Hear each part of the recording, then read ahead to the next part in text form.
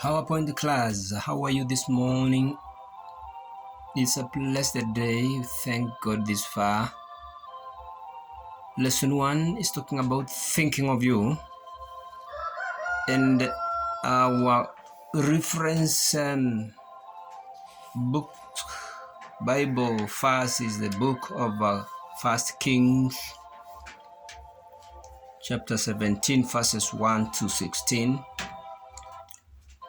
And here the key text comes from one of the verses in this reference Bible text, and this one comes from the book of 1 Kings chapter 17 verse 5, and the Bible says, "So he did what the Lord had told him. He went to Kerith, ravine east of Jordan, and stayed there."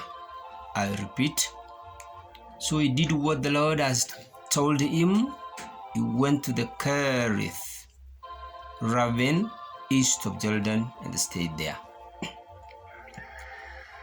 Now, young people, let me ask about this. What is the longest time you ever or you can ever remember that has gone without rain?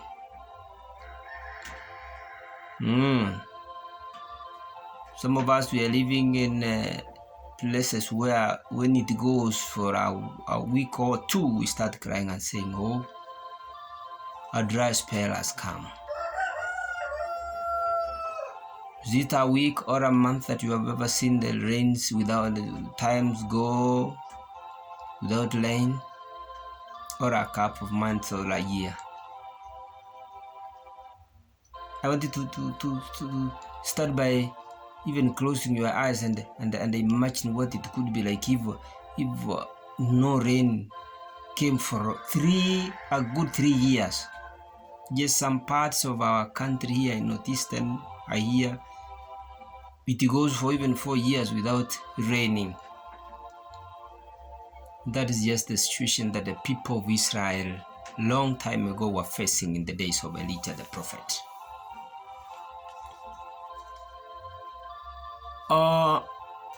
Elijah stepped out of his small house, his heart ached, and the beauty of the woods, the rolling hills of the mountains of Gilead could all the time not bring peace. All the time Elijah grieved because the people of Israel, his own people, had rejected God. So in nearly 100 years since the reign of King David, the Hebrew people had been led by their kings into idol worship. And something happened one night. Prophets, God used to talk to them directly. Elijah heard from God a voice calling, "Elijah, Elijah, Elijah, Elijah." "Yes, Lord." "Elijah, I want you to go to King Ahab with a message." "Yes, God."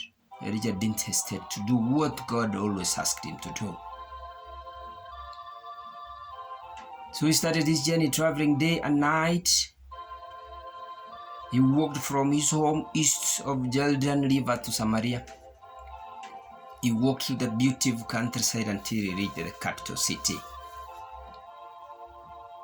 At the palace of King Ahab, Elijah didn't ask even permission to see the king. He just walked past the guards and on duty straight into the throne room and stood before an astonished King Ahab. So raising his hand above his head, he said, "As the Lord, the God of Israel, lives, whom I serve, there will be no dew or rain in the next 3 or so years."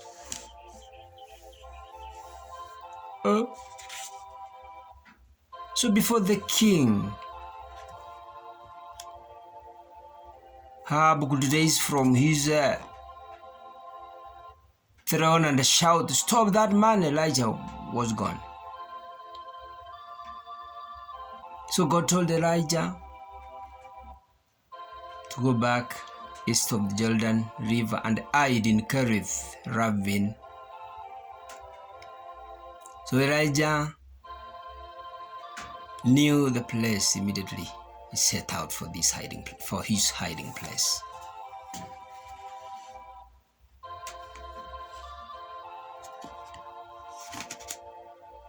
The priest of Baal continued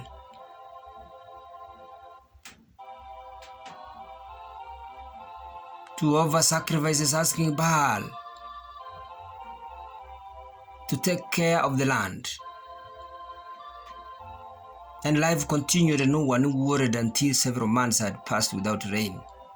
A year passed, the grass shriveled.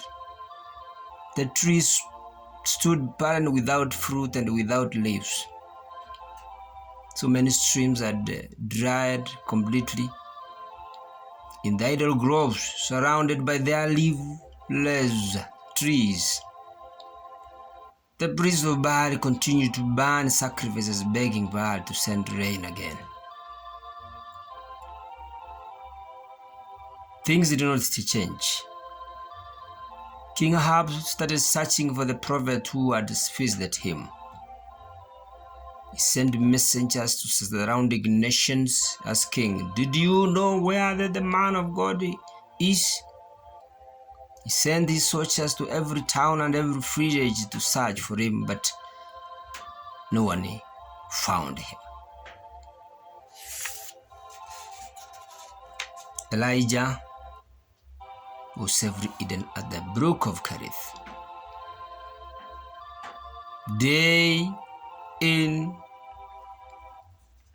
day out, Elijah watched the plants wither and die. He watched the brook become a trick of water. Each morning and evening, black raven carried food to him. How surprised Elijah must have been the first time they appeared with a bread in their beaks and dropped it into his hands. How hard Elijah must have felt at this miracle that kept him supplied with food every day. In fact, every day, Elijah kept praising God for his care and his grace. Eventually, the brook dried up completely, and Elijah started getting worried. How is he going to survive? He will also die. But then God said to him, "Go at once to Sarephat in the region of Sidon and stay there. I have directed a widow there to supply you with food." So immediately Elijah traveled to Sarephat, a small town in Phoenicia near Mediterranean Sea. Coming near the town, Elijah saw a woman collecting sticks. He knew that she was gathering wood to build a cooking fire. Elijah stopped near her and asked, "Could you bring me a little water in a jar so I may have a drink?" As she turned to go and get him water, Elijah said, "And please bring me, a piece of bread." Hey, the woman stood up straight and looked into Elijah's face. Somehow he must have recognized that this man is a man who believed in Jehovah God.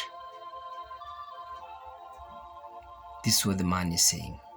The woman is saying, "As sure as the Lord your God lives," she said, "I don't have any bread.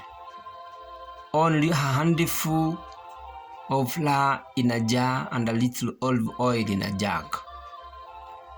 I'm only gathering these few sticks to take home and make a meal for myself and my son.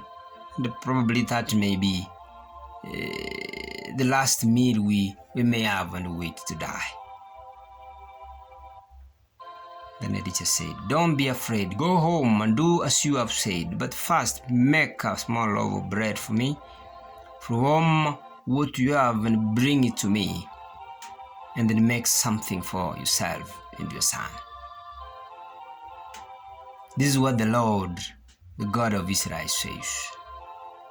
The jar of flour would not be used up, and the jug of oil would not run dry until the day the Lord sends rain on the land. That one is from the book of 1 Kings chapter 17, verses 9 to 14. And that is exactly what happened. Every single day for the rest of the 3-year famine, the widow used all the flour and oil in her containers to make bread. Every single day, by God's grace, our containers had just enough flour and oil to use for that day. Young people, God's grace is such sufficient. How I hope and how I pray that we also depend upon the Lord, because He will supply us with each and every day's needs, as she did to that woman of Zarephath, that widow of Zarephath, through Prophet Elijah. Thank you for watching. Thank you for listening. Continue to subscribe to this channel for our next week lessons, Bible lesson study. May God bless you and thank you.